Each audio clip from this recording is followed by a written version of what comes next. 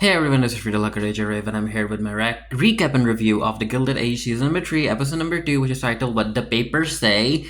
And a whole lot happened in this particular episode. There was so much drama. So much drama. So, with Gladys having ran away in the previous episode, the second episode basically opens up with the staff trying to look for her. She's not in a room, she's not in the ballroom, she's not in the library, she's not in any room at all. So the staff is like, I think we need to tell Mrs. Russell about this. And they're also like, Mr. Church, are you gonna tell her? But no, it ends up being Larry. So Larry walks into his mom's bedroom and he's like, Mom, wake up. She's like, what happened? Gladys is gone. And at first he's like, he tries to blame Berta about it, but Berta's like, you don't get to blame me for this. Don't start. However, before they can ask the police to help them find Gladys, I think Berta kind of knows where she is, and yeah, they end up getting a letter from Billy's household telling them that, yeah, Gladys is at the house, so Berta goes to retrieve her daughter. We cut to the Van Rahen house, and Peggy's parents are here to look at Peggy, and they also brought along a doctor with them. And yeah, Peggy's mom tries to go through the staff entrance, and the dad is like, no. They invited us over, we're gonna use the front entrance. And before the spouses can discuss it a bit longer, the doctor arrives. I think his name is Dr. Frederick, quite handsome, and according to the marketing material, Peggy and him are gonna be a thing, which, yeah, I'm here for it. So yeah, the doctor is like, yeah, let's go through the front entrance. And we get a scene downstairs where, yeah, she is talking about how there are two black men upstairs and yada yada yada, and the rest of stuff. And she's like, I'm only saying what everyone's thinking, and the rest of stuff is like, no one's thinking that, so just shush. We have a conversation between the Van Rahen sisters and Peggy's parents, and they basically, yeah, Peggy's parents understandably are not accustomed to being treated the way that the Van Ryans are treating them, which which makes sense. And then the Van Ryan sisters are like, yeah, it's just that we were raised a very different way, especially because of her father being a patron of the school that focused on teaching kids of color and all of that stuff. And yeah, you can tell that there's tension between the sisters and Peggy's father, which does get brought up later on in the episode, which I appreciated. I think the writers handled that quite well. Then we get the scene between Gladys and Billy, and they know that Berta is coming over to get Gladys. And yeah, Gladys is like, Billy, this is our time. We need to stay strong. We need to stand strong in front of my mother. This is it. Are you with me? And it was so funny that these two were talking about that, and then when Berta arrives and she's like, Gladys, in the carriage, she walks away and Billy doesn't say anything either, and I'm like, oh, come on. Billy's mom tries to handle the situation. She's like, oh, Mrs. Russell, you have nothing to worry about. It was 2 a.m. when she came here. It was too late to send her back, so she stayed. However, I did send you a notice, and don't worry, the kids weren't left alone even for a second, so you don't have anything to worry about, and yada yada yada. And Berta's like, I see what you're doing, but yeah, that ain't happening, sister. Dr. Frederick comes down and he's like, yep, she'll be okay. However, she still needs to rest and be treated because we don't want her cold to turn into pneumonia. And Dad is like, yeah, let's take her away. And the doctor is like, no, she needs to stay. I would recommend that she stays. And the dad is like, no, I think she should go. And this is where the mom steps in. She's like, no, with Mrs. Van Ryan's permission, Peggy will stay here and she will be looked after. Mr. Russell is back. Of course, people weren't expecting him back so early, but he's here on business, and this is where Russell is like, where's Mrs. Russell? And Church is like, well, she had to go and handle a situation concerning Gladys, and Russell is like, what? And Mr. Church is like, no, Mrs. Russell will explain. We have this meeting between George and JP Morgan where, yeah, the bank situation has been handled, but the fact that George wants to own a whole bunch of land in order to make his railway, including paying off the mine owner, George requires a whole lot of money, a lot of money that he doesn't have. So JP Morgan is like, yeah, I'll invest in you. However, it is very risky. So if you fall, George, you'll be on your own. Peggy's parents have this conversation while they're way back, and they were like, that is like, did the sisters bring up their father in order to score some brownie points with us? And the mom is like, you know what? Maybe, who knows? But the fact is that Peggy wants to stay there. The Van Ryans are kind to her, and they're nice. They're nice people. So let's see how this develops. So yeah, George is back, and no one is happy because the papers are saying that the Duke is coming here and he's gonna stay at the Russells, and basically him and Gladys are basically engaged, or he's gonna ask her hand in marriage, and Gladys is like, what the heck? But yeah, she's very upset about the Billy situation as well, and she wants to talk to the dad, but dad is like, you know what? All of you are very, very emotional right now, so everyone disperse and we will come together when we're a bit calmer, okay? We'll talk about things a bit later. George asks Berta about what's up, about the Duke situation, and Berta's like, oh, don't worry about it, George. I have this handle. And yeah, I know that George promised Gladys that he'll support her if she wants to marry for love, but I think he might succumb to Bertha's shenanigans. We get a scene between Mr. Church and the cook about the letter he received in the previous episode, and it turns out that it's kind of sad in the way that his wife died, but he's also happy about it because they have been estranged for like years, and now that she's dead, he can kind of go ahead and, I guess, propose to Mrs. Armstrong, so let's see what happens there. Oh, not Armstrong, my bad. Bruce. Mrs. Bruce. We have the scene between Aurora and her husband, William, and William is back to pick up his clothes, and Aurora is like, oh, we have this thing that's happening, will you attend? And William is like, how many times do I have to tell you that this is it? I don't want to be around you anymore, I need a divorce, and if you're not gonna give me a divorce, then why would I listen to you about keeping appearances up in society? I'm not doing that, Aurora! Stop it! Ada ends up inviting all of the staff upstairs, and she has a pledge for them to sign, and yeah, it's the Temperance Pledge, and she gives it to Bannister, and she wants the staff to sign. I'm like, Ada, come on! The staff are talking about the Duke coming over, and of course they're like, if Gladys marries the Duke, then it's gonna change things for a lot of us. Is she gonna need a handmaid when she moves to England and wherever? And is the reception gonna be here or somewhere else? And yada yada yada. However, some of the staff members, including the cook, is like, but wouldn't that mean that Gladys would end up marrying a man that she doesn't love? And Mrs. Bruce is like, well, a lot of people ended up regretting their decisions because they had free will. So Clock Twink is downstairs and he's working on his schematics again because, yeah, Larry actually wants him to be part of the meetings, which I wasn't expecting that at all. I thought that Larry was gonna steal his idea and present it as his. But hey, you know what? That could still happen. That could still happen. So yeah, so Clock Twink is trying to figure all of that out. He's a bit nervous, and while that's happening, the staff is again talking about the Temperance Pledge thingy, and they're like, we're not gonna sign it, right? And only Mrs. Armstrong has signed it because, oh, of course she did. So yeah, things between the doctor and Peggy are going strong, and I'm here for it. I am so here for it. And Marion comes in with the newspaper, and it has one of the chapters from Peggy's books. She is behind in her writing, but people are responding to it, and the doctor literally sits there and starts reading her work in front of her, and I'm like, damn. Gladys and George have a conversation, which they needed to have, about what to do with Billy, and George is like, you know what? I promise that I will stand with you if you ever need me. But yeah, for the Billy situation, he's like, I don't like the way that you ran away. And she's like, but I had to run away. You weren't here to protect me. And he's like, protect you from who? Your own mother? And she's like, yeah, my own mom. But yeah, George's like, you know what, Gladys, the Duke could be a good opportunity for you. You will get to influence a lot of things in your life once you're married off. And Gladys is like, no, I don't want to do it. I don't even know him. And then again, George is like, I would suggest that you keep your options open. I will listen to Billy's arguments if he finds the courage to present them to me. Until then, yeah, keep your options open, little girl. Dr. Frederick takes his leave, and the Van Ryans are like, you can send us your bill. And he's like, no. Mr. Scott handled all of that. And yeah, while that is happening, Bannister comes in, and because again, the staff wants him to talk to the sisters about who's actually in charge.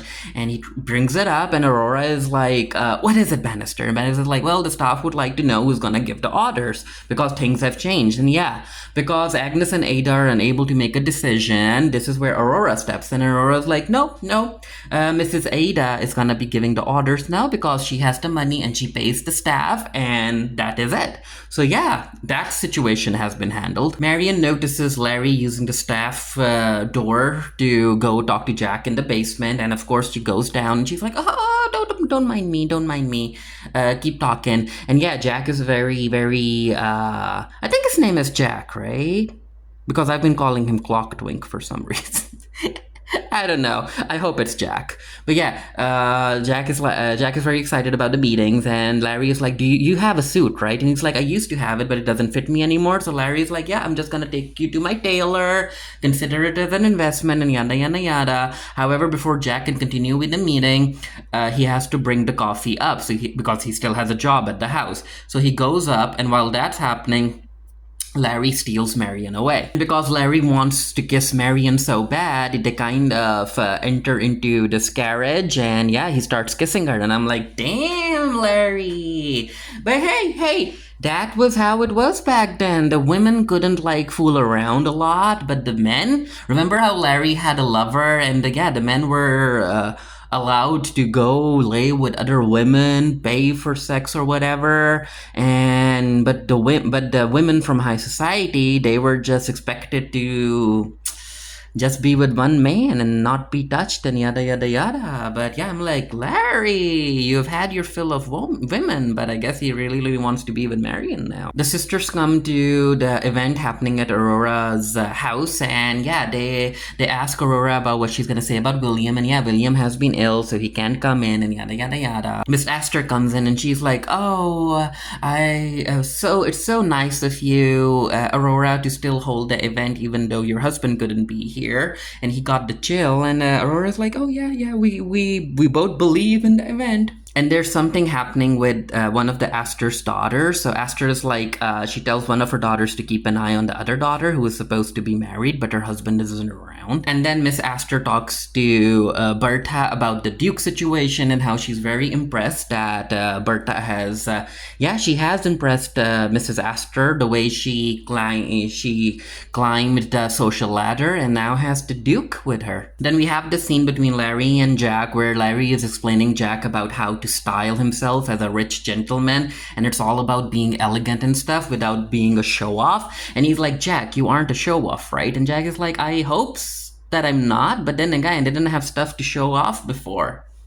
And yeah, I can see the fandom shipping these two. Talking about the queer characters on this show, Oscar's ex-lover, the band he basically loves, he ends up talking to Oscar, and yeah, Oscar tells him about his current situation with living with the aunts and not having any money, and a lot of people not trusting him with their money. And yeah, the boyfriend is like, or basically his husband in a way, he's like, hey, don't worry about it, Oscar, I still love you even though we can't be together, and even though I'm basically seeing other people and you're possibly seeing other people, who cares, but I still love you. I'm gonna give you some money, you promised to double my money, and once I've given you my money, other people will follow suit. And Oscar's like, you will do that for me? And he's like, I would do anything for you, Oscar, because I love you. I'm like, aww. And then we have this conversation between Berta and Billy's mom, and I appreciated Berta putting her foot down, because yeah, Billy's mom is relentless. Like, Berta has been trying to be gentle with her, but no, Berta is like, you know what, Billy's mom, you need to stop. If this thing continues between Billy and Gladys, and if they decide to elope, I will disinherit Gladys, and I will make sure that George makes sure that Billy never gets another business opportunity ever.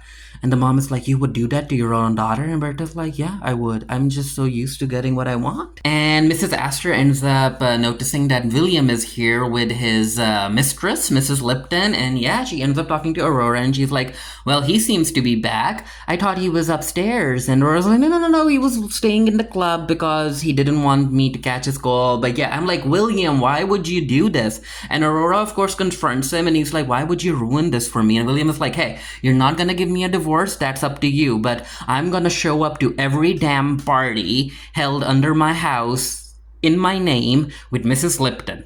So do with that with whatever you want. And I like the scene where Miss Agnes comes in, and William is like, Aunt Agnes, why can't you make Aurora see sense? And she's like, I'm not your Aunt Agnes anymore.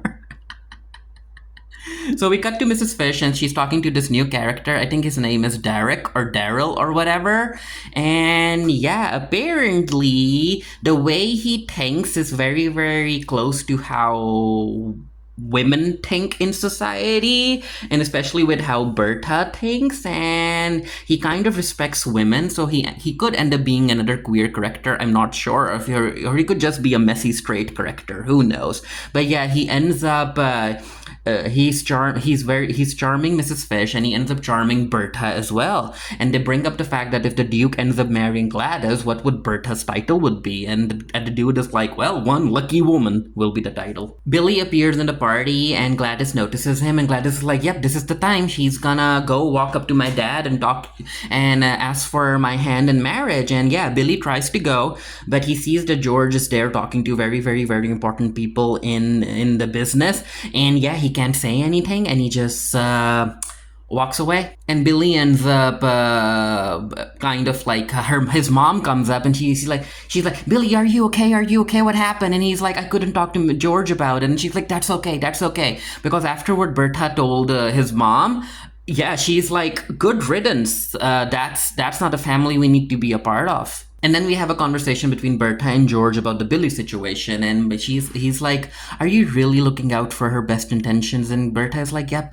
I am. Even though she's 18, she still has dolls in her room, she's not a grown-up, and Billy couldn't even talk to you. Like, even Billy is he's basically not old enough, and being with the Duke is gonna open so many possibilities for her. And George is like, do I not get any say in our daughter's life? When do I get a say? And Berta is like, no, you'll get a say in our children's lives when I get the opportunity to be with you in your meeting rooms making decisions about your business. And I'm like, ooh, Berta. And she also brought up the fact to George that George doesn't understand the situation because he's not a woman. He's not looking at it from their perspective. We cut to Marian getting ready to visit the Russells because Larry invited her with the Duke coming over, and Ada is like, ooh, young Mr. Russell is very, very taken by you. And Marian's like, he thinks that he's in love with me, which Ada approves, but Ada is like, Marian, what about you? Marian's like, I'm just being cautious at this moment.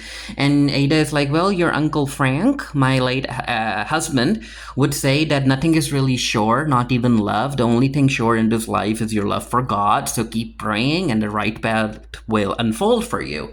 And then Ada brings up the temperance pledge, and Marian is like,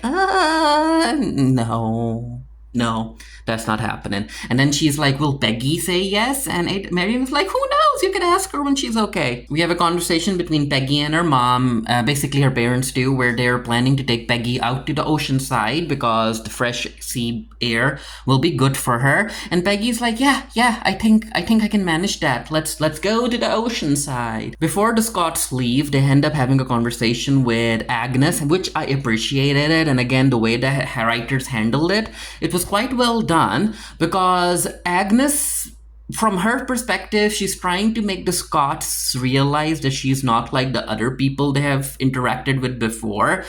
She's different because of the way that they were raised. They were raised to just showcase good manners to everyone, regardless of their race and stuff. And that's quite new for the Scots. And again, I like the fact that when the Scots brought up the fact that good manners don't really make up for the hundreds of years of slavery and all of that stuff, and Agnes realized that, she's aware of that, but she's trying to do what she can. And then they also bring up the doctor situation, because Agnes was like, what happened is just that because he has been treating my family for so long, I thought that the urgency would compel him to treat Peggy. She didn't realize the level of racism most people had during back in the day, but now she realizes it, and she accepts her mistake when it came to not letting the Scots become aware of Peggy's situation a lot earlier. And this is where Peggy's mom and Agnes end up connecting, because she brings up the fact that Oscar was diagnosed with typhoid when he was 10 years old, and because there was no cure back then, they felt that they had lost Oscar forever. But she prayed, but yeah, she it was her only child, and yeah, Oscar is alive now, and and Peggy's mom is like, yeah, I knew you would understand, being a mother you would understand, and yeah, they're appreciative of Agnes Van Ryan, and Agnes is aware of the fact that the world is very, very, very different for black people back in the day. So everybody's waiting for the Duke. Marion is there as well because Larry invited her. I'm really interested in seeing what Berta thinks of the fact that Larry is into Marion. But yeah, she sends Larry to go check up on Gladys because she's like, where the heck is she? So it turns out that they have a plan, and they were expecting Billy, and Billy is outside waiting for Gladys, and Gladys is like, oh, Billy, this is the time, you have to go talk to my dad. And Billy is like, I couldn't. I meant to talk to your father, but when I went to see him, he was standing there talking to these very, very important people in the business that I'm just a little cog in. And you're way out of my league, Gladys. You're way out of my league. And especially after what my mom told me about what your mom said to her, I don't have it in me to fight someone like your family. I just can't, Gladys. And he's like, I hope you don't hate me. And Gladys is like, I don't hate you because I still love you. And yeah, the Duke is here and Gladys has to go. And I'm like, you know what? Good riddance. Good riddance. I'm more interested in the drama that's gonna happen between the Duke and Gladys. The Duke is here, and he also brought his lawyer with him, and George is like, you brought a lawyer? And he's like, yeah, because we have so much business to talk about. And yeah, George is like, what the heck is he talking about, Berta? I thought you told me everything. And Berta's like, I sure did, George. I told you everything. But I also feel for Berta because she's also clamoring because she wasn't expecting George to be back so early, and she wasn't expecting the Gladys running away situation. So she's trying to keep a handle on the situation. And I'm like, George, give her time. Give her time to explain. But yeah, the episode ends with Gladys being like, what the heck was that about? And George is like, I'm as surprised as you. But yeah, a very, very, very dramatic episode. Let me know what you thought of it down in the comment section below. And until next time, stay happy, stay safe, stay blessed. See you guys later. Bye.